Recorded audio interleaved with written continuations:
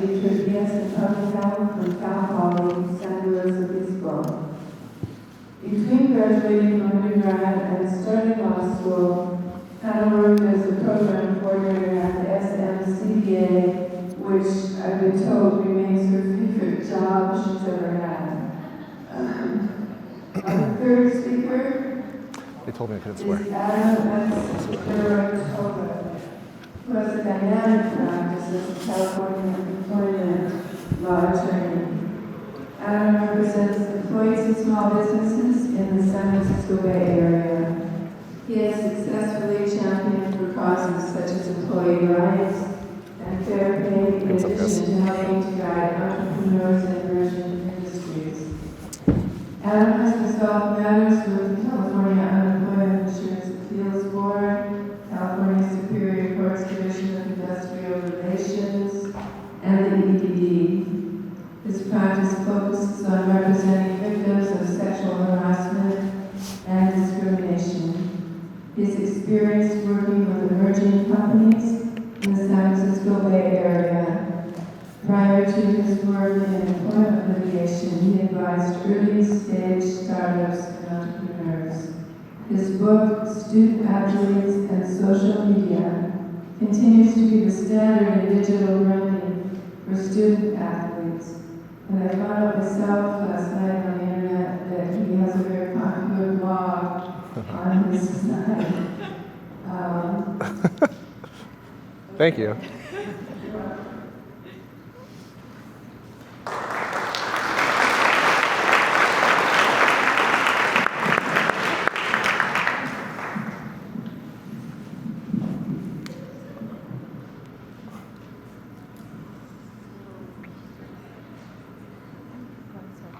What are you talking about?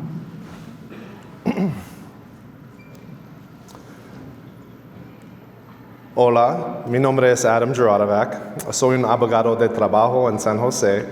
And thank you very much for being here, everybody. So I just want to introduce myself. I'm Adam Juratovac. I'm an employment lawyer over in San Jose. And very excited to be here today to share a little bit about my journey and a little bit about my legal career, because one thing that a lot of lawyers don't talk about is the legal path that you take and the legal journey that you take is very specific and individualized for everybody, and no two paths are really the same. So I'm excited to have a few people here to also share their stories as well. Hello. Yes. Okay. We use these at school, and sometimes they don't turn on, and you're talking for like 10 minutes, no microphone. I'm Cańada. I'm probably the closest to many of you in my law career. I graduated in like 10 days, so that's very exciting.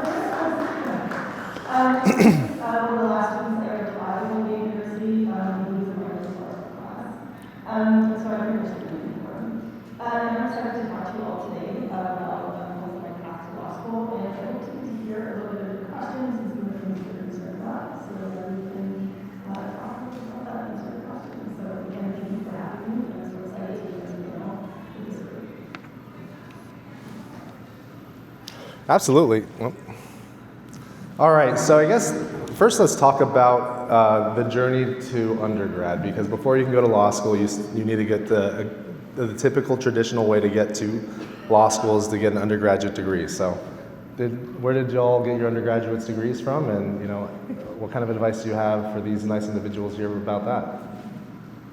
I went to Cal Poly in San Luis Obispo. Anyone is considering going there is the best. Highly recommend. I actually didn't know I wanted to be a lawyer until I graduated. So I majored in public health, which was basically like a pre-nursing situation. So most of my classmates are now either physician assistants or nurses. And I really loved that. It was a lot of science, which ended up being a big asset when I went to law school. Because a lot of people have there's obviously so many different backgrounds, but there's a lot of people that are like knew they wanted to be lawyers, and since they went to college or political science majors. But I love the policy side of public health, and in my gap year, I remember very vividly, I was eating my lunch by the courthouse, and I was like, I think I'm going to do this.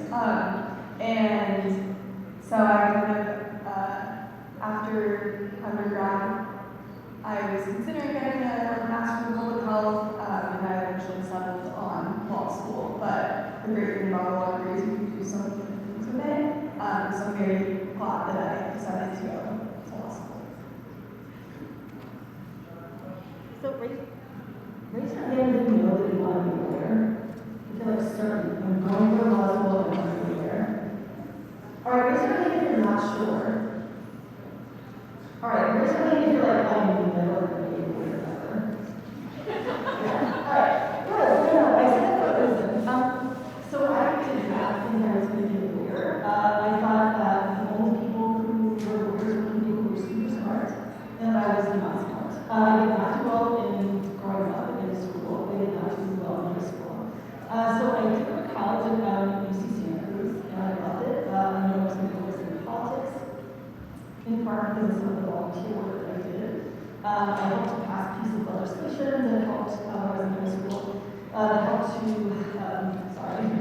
create more skate parks in the city of California, than it previously happened in the 20 years before. It was about insurance, but I'm not going to do all that.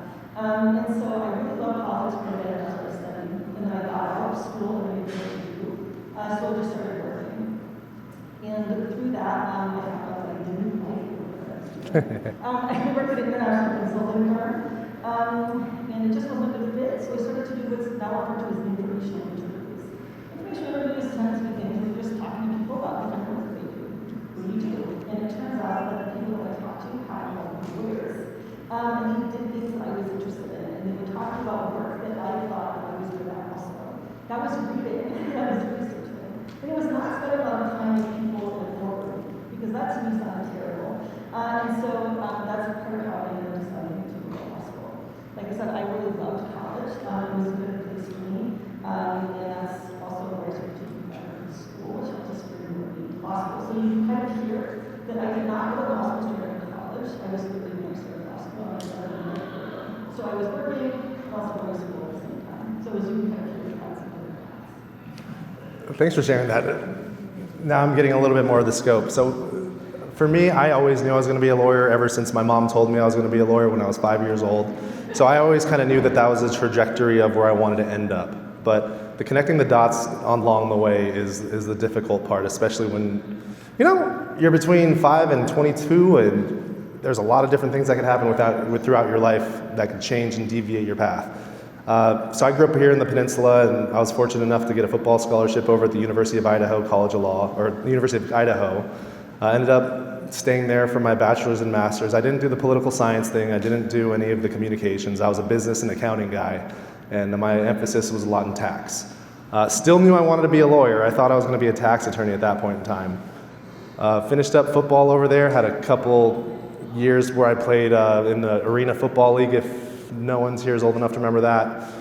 But then I always knew I wanted to go to law school, so I ended up still maintaining my education over at the University of Idaho, because that's where I had a good foundation, a good community, and a good set of adults who would help mentor me when I fell in trouble, or if I had questions about what to study for, or what to prioritize, or how to schedule my class schedule. So it was super helpful for me. So one thing is, if you are planning to become a lawyer, just know that there is a benefit to going to the same law school where you went to undergrad.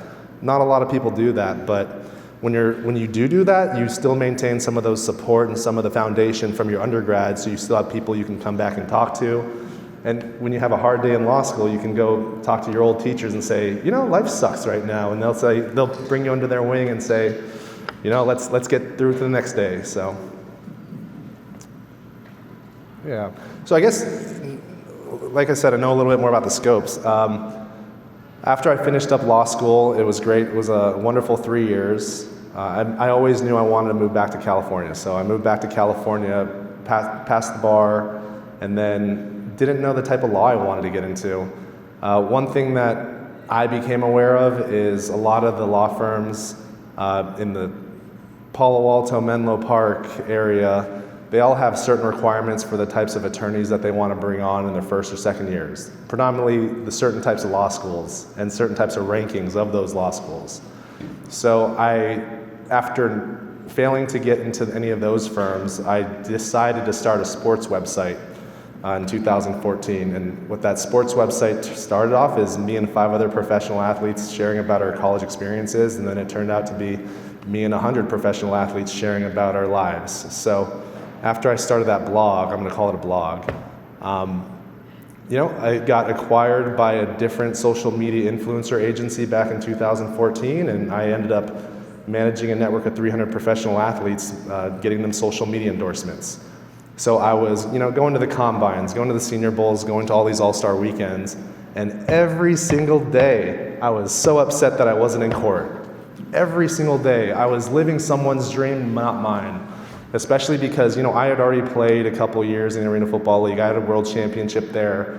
And what I really wanted to do ever since I was a kid was be a lawyer, or like what I interpreted being a lawyer was, which there's a million different definitions of that. Millions, right? I was living one of them where some people would be very happy if you got to go to, the NFL draft, the NBA draft, and certain all-star weekends every couple months, but it wasn't gratifying for me. So I ended up coming back to the peninsula, started taking contract jobs at different tech companies around here, managing their contracts, until I realized, I always want to be a litigator. I always want to be in court. So now I'm going to start talking to my friends and saying, who can send me some cases where I can assist? So I hung up my shingle in 2018.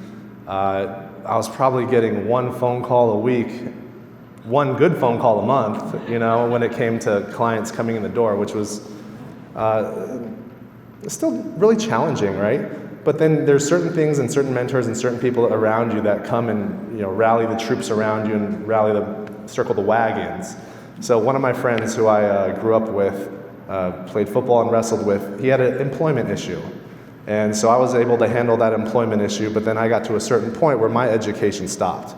And fortunately, there's a couple people in the room here who helped me continue that education with that certain case. BMD Legal over here, and I see Laura right there. Hey. And then that's where you also continue to learn and continue to develop the skills that you want to maintain. Another big contributing factor to that is there's a huge community of lawyers here, even though you might not see them. They're not wearing bright green shirts, but if you look at the San Mateo County Bar Association, they have a young and new attorneys group called the Bearsers. They are a group that meets up once a month and hosts events all the time. College kids are welcome to join. High school kids are welcome to observe, right? So that way you can get more of an education, more of an idea of what lawyering is actually like. Because, for a show of hands, how many people have a lawyer at home or are related to a lawyer? Yeah, my hand's not up either. It was one of the hardest things to do is figure out what's the difference between the TV lawyers, the lawyers you see your friends, parents, working on, and what works for you. So it takes a lot of time. I will pass the mic along. On that topic, I think before you go to law school, you don't really necessarily know what lawyers do all day, and I feel like I still don't know what lawyers do all day. And so I think there's kind of like this misconception that you go to law school to be like one type of lawyer. And the really cool thing about law is, unlike medicine, for example, you're not like locked into a specialty. So I always wanted to do health law, but when I got to law school, there was so many other cool things that are out there. I never thought I would want to be a litigator ever until I did my 1L legal research and writing, court thing, and I was like, this is something that Can you tell them what that is? Oh yes, that's your first year of law school, your 1L, and then it goes like 1L, 2L, 3L, and then I think part-time schools have like 4Ls. Yeah, but when I was in my first year, it's like the scariest thing. You have to go do your appellate argument in front of like 3 people, right? And I was so scared, and it just was so fun. And I never would have expected that I would have wanted to be a litigator. And the wonderful thing is, if there comes a day that I no longer want want to be a litigator, I don't have to be. There's plenty of other things to do. Another comment on the community. You're in a wonderful community right now. The lawyers and people in this room have been wonderful resources for me throughout my first job and then law school. I still walk by Laura's name every day in the quad. I'm like, there's Laura. There's a little brick and it says Laura Wilson. And I always smile because lawyers really want to share their experience with you. I think if you're considering going to law school or pursuing a legal career, ask anyone and they're happy to discuss it at length. And even me, like I've had people, like my siblings, friends that have come to me and asked about it, and I'm like, yeah, I'm happy to tell you what little I know about my experience at least, to help inform people's decisions. So that's a really great thing about a lot of people want to share their unique paths and help you find yours. And that can be, at least for me, I think it was a little scary because, so my parents, I'm a child and neither of my parents went to college. So a lot of the times when I was thinking about what I wanted to do or how I wanted to get there, it was just an idea in my mind. And it was very hard to make that a reality, something that I was inviting myself to do. And it really was hard to kind of really make that a reality and make that happen. So you got to imagine the first gen, it can be difficult. So you do want to call in people from the community and ask for help. So don't be afraid to do that. I know a lot of times it can be difficult, but I think really realizing, like Cańada saying, that people want to help you. You do want to see you succeed. And you are taking anyone's time. So if you're someone you're worried, oh, I'm too worried that they're too busy, trust that person that if they are, they'll let you know. But that's up to them. But all you do is ask, and the worst they can say is no. So if someone offers help, this is something I was doing earlier in my career. If I wish that I knew that when someone offered help, that I could just take it on and that they were sincere. I often wished that I had taken people up more often than I did. So as someone who didn't have a lot of resources, that's again something I wish, so I'll recommend that to you. So like any one of us up here, talk to us. Then afterwards, we don't feel comfortable today of all you might contact information. You can email me anytime, say, hi, President, I met you, or I saw you at the bar association, I have some questions for you. I'm happy to talk to you. And you can ask me pretty much anything, and I'll answer it. And part of the reason is because I do think there's a lot of things, especially about being a lawyer and going to law school, that aren't clear. And I think that's part of some of the big hurdles. It can be in the way of getting to achieve your goal. And so for me, I did follow you a good example. So there's a class that you take as a first year law student called torts. It's T-O-R-T-S. Does anybody know what a tort is in the law? It's not already a lawyer. Yeah. But that is what, like, you know what a T-O-R-T-E, a tort, that's a kid, right? I doesn't know that. So before I came after I graduated college, I worked at French bakery. So when I started the University of Law School, they were like, oh, you got a torts class. And you knew well enough it wasn't a baking class because there was no food. It wasn't a framework. But I learned very quickly that a tort, T-O-R-T, is a civil legal wrong, and it's a classic under case. So that's a thing that ask questions, be curious, right? Ask those kinds of questions. And again, as you start to build connections with each other, and with people like us and people who are in this room, they're here to help you. Don't be afraid to ask those questions, because part of what's going to help you be a successful attorney is building those questions, primarily these relationships, and asking for help. Because again, that's going to help. That's going to happen to you. Someone's going to come to you someday and say, hey, I just have a quick question. And again, that's how networking happens. That's how you end up building those careers. And again, and also as that happens too, I always remind my students, be kind. Because what happens a lot of times in law school, when you're in memos, it can be very scary and it's going to be very difficult. I'm not saying that to scare you, but it's just a fact, and it can be tough. But I think a really critical part of that is making sure that you're kind when things are difficult. And that's just asking, like, hey, how are you doing today? Do you need some help? I saw that you were out for class last week. Do you want to borrow my notes? And just extending a little bit of kindness can really go a long way. That's kind of the things I think about. I absolutely agree with that. If you love helping people and you love assisting, I think you would really enjoy it and have a fulfilling legal career. For example,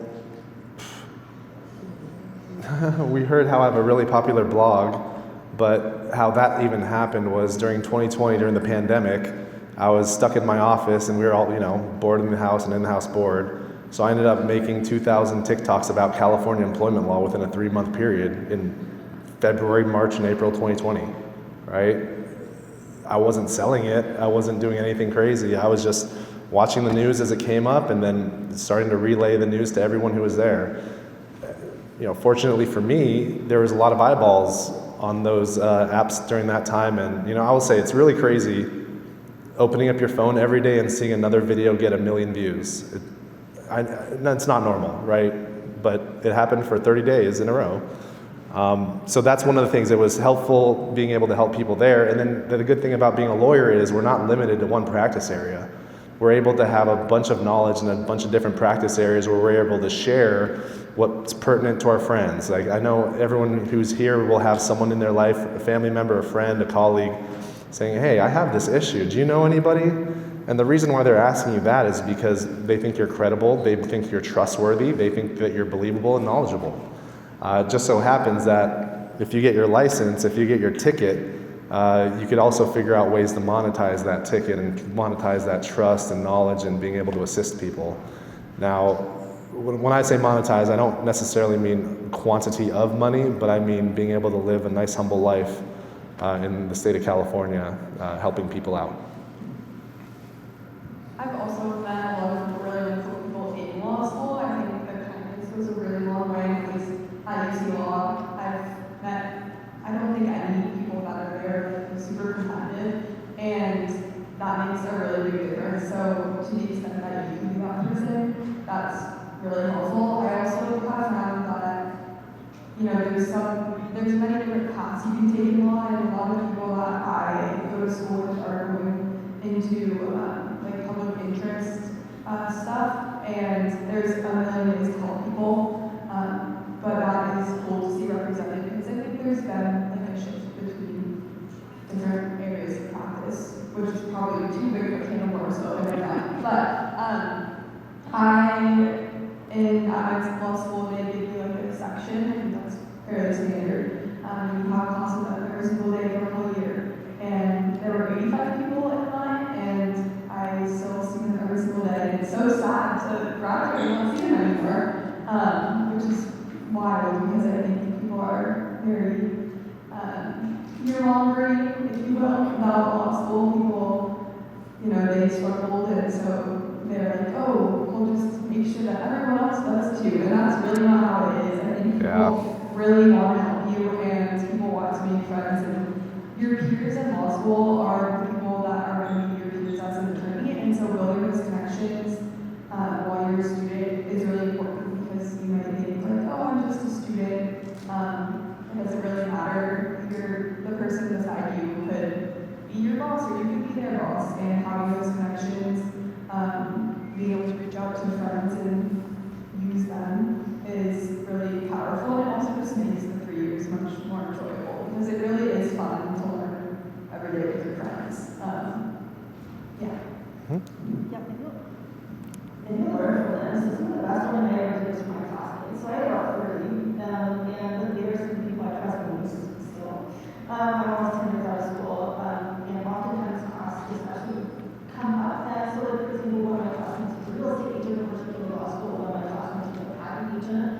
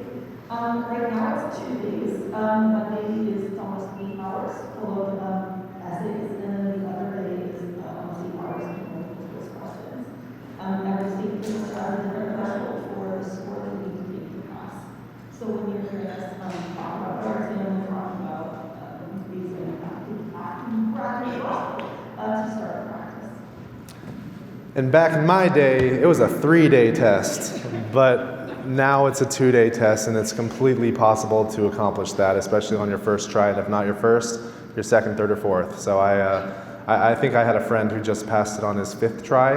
It's really tough, right? There's a lot of information in there, but you know, if an athlete could do it, y'all can for sure do it, right? Yeah.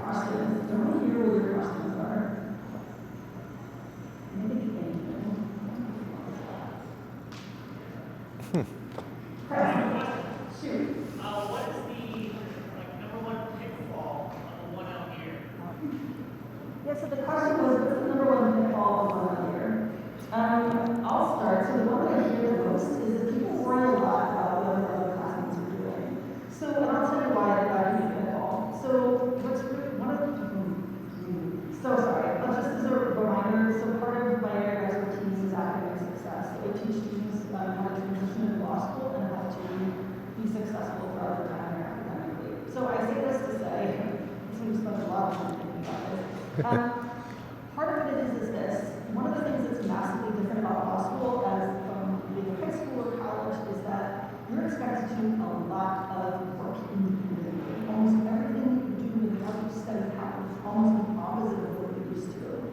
Like comes from that background. So right now, for example, what you do is you go to class, your teacher talks to you, and then you go home and do homework. And a lot of the learning that you do happens inside the class. Almost the opposite happens in law school.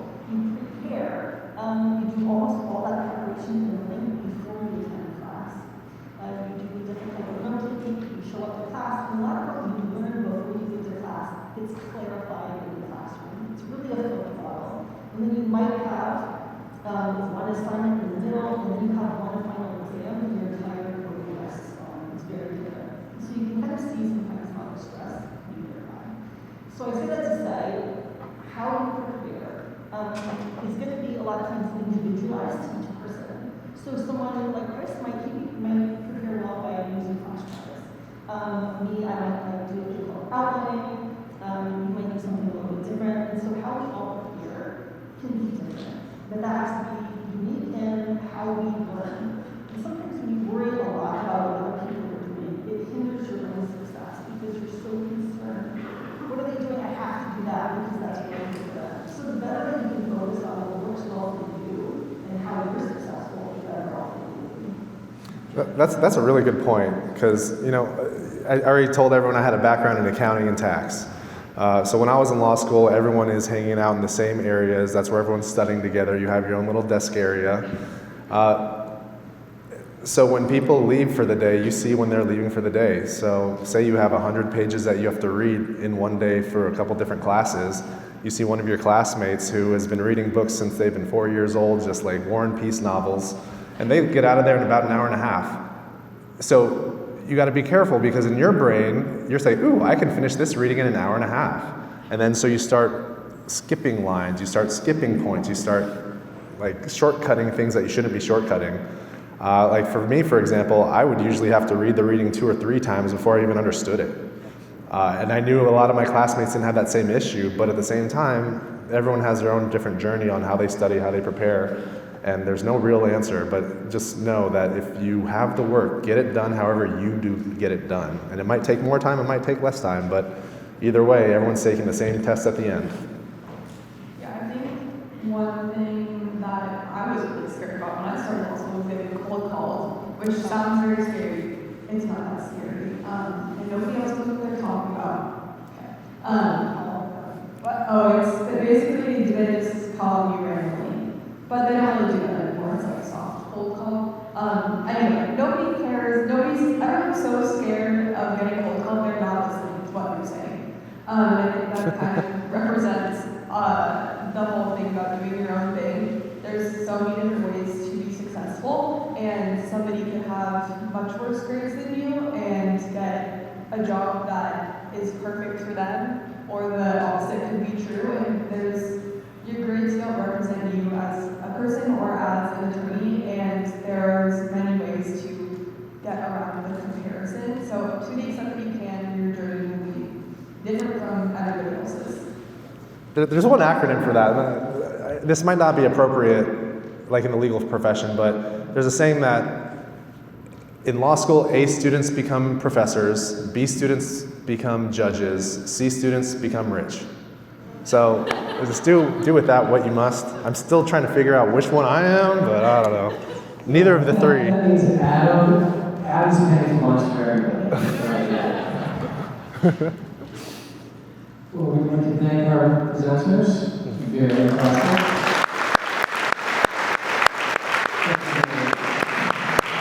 Thank you.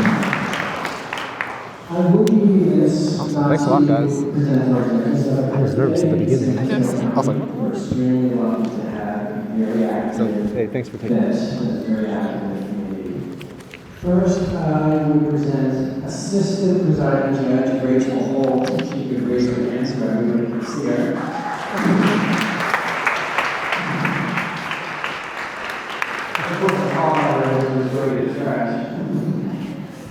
Is Judge Elizabeth Lee here? I haven't seen her. I've definitely seen Judge Sharon Cho.